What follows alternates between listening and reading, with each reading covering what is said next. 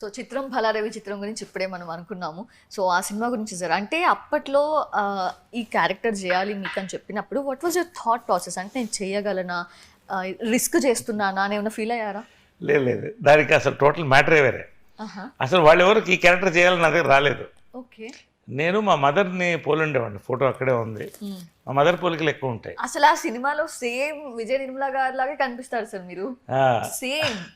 అయితే నేను స్కూల్లో ఉన్నప్పుడు ఫ్యాన్సీ డ్రెస్ కాంపిటీషన్ వేస్తే 10th స్టాండర్డ్లో మాస్టర్లు అందరూ వచ్చి నాతో ఫోటో తీసుకుంటున్నారు. నాకు అర్థం కాలేదు.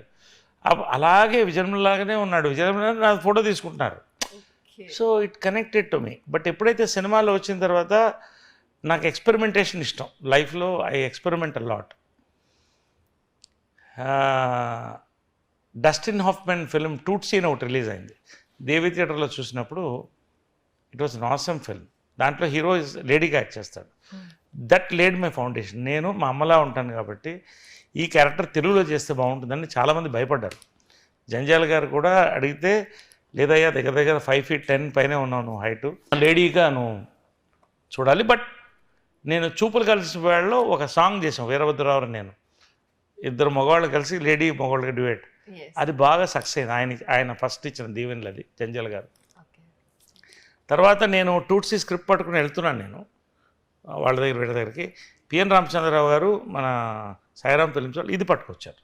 సో నాకు ఆల్రెడీ మెంటల్గా ప్రిపేర్ అయ్యి ఉన్నాను ఈ ఫిల్మ్ చేయాలని. బట్ నేను బహుశా కష్టపడ్డాను సినిమాల్లో అంటే, ఇష్టపడి కష్టపడ్డానంటే వేరే దేనికి కష్టపడలేదు, ఇష్టపడి చేశాను. That was the film.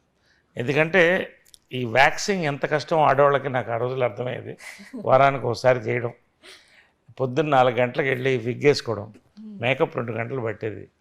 ఇక్కడ హైదరాబాద్లో శారీ మెయింటైన్ చేయడం, తర్వాత ఆ మూడ్ మెయింటైన్ చేయడం. సరే ఇవన్నీ ఒక పక్కన పెడితే ఆ సినిమా పిచ్చి సినిమా అన్నారు చూసి బయర్స్.